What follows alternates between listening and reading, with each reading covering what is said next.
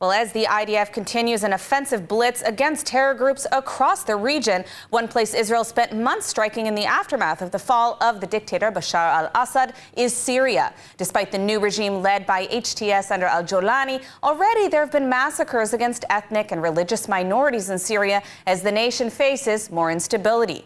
Joining us to discuss these current events in Syria is Lebanese-Syrian activist Rawan Osman. Rawan, thank you so much for joining us today. It's a pleasure to have you on. Now, we've seen the IDF carry out these massive strikes in Syria, targeting any and pretty much all weapons or threats to the safety of Israel.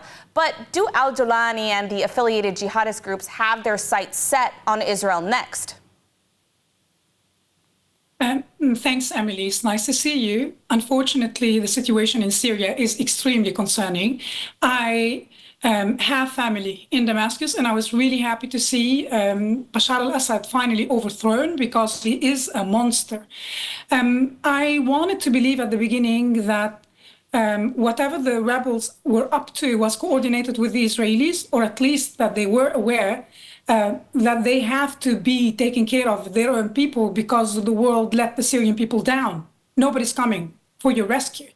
And now we are surprised to see what started with the Kurds at the beginning in the north, continued in Hama Homs against Sunnis and Christians.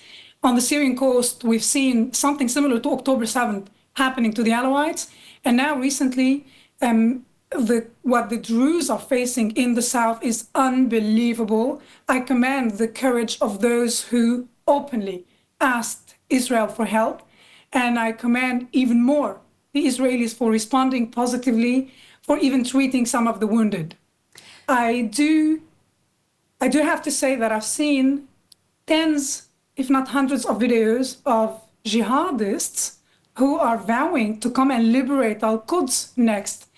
People chanting Khaybar, Khaybar, O Jews, the army of Muhammad started returning, which is a trend, a twist in the slogan that was popularized by Sheikh Ahmad Yassin towards the beginning of the first Intifada. This twist of the army of Muhammad began or started returning was made by Yusuf al-Qaradawi, who was considered even by his own country, Egypt, a terrorist and exile, and hosted, of course, in Doha.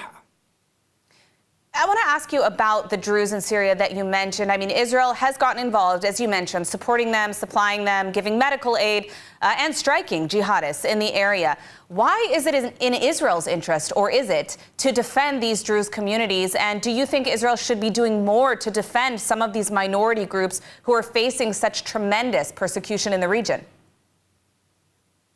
I watched the responses of some Israelis when the Alawites were screaming help. And they said, I will never forget how the Alawites treated my father or my brother or my husband in the wars we had between Syria and Israel. But when it comes to the Druze, this tie, this bond between the Druze communities and the Jews started prior to Israel existing. The Druze were wise enough to understand that the Zionist organizations are coordinating and they would never kill one another. They observed the problems the Arabs were going through internally in the British Mandate of Palestine, and they bet on the right horse. Today, you have many officers, you have many Druze families in Israel who are sending their children to Gaza and to Lebanon to fight. They are loyal to this country, they're proud of their Israeli identity, and they have a religious obligation towards their Druze brethren wherever they are in the region. So it is the minimum expected that Israel will respond and they will go and save their brothers. Surprisingly, Emily, what is extremely disappointing is Jumblat, who is one of the biggest Druze leaders in Lebanon. He is condemning the Israeli intervention. A lot of crazy so-called experts in the Arab world, in the Arab media, are blaming Israel for what's happening to the Druze because they are intervening and meddling in what's happening. Dismissing all the concerns of the minorities, which is something undeniable. We already have at least hundreds of documented videos of what the jihadists are committing against the Druze and the Christians and the secular Muslims, etc. Well, let's hope that the international community does step up beyond just the state of Israel and what they've done so far to protect the Druze. Unfortunately, we are out of time, but I want to thank you, Rawan, for joining us today and shedding some important insight on what's going on inside of Syria. We'll be sure to have you on again. Thank you.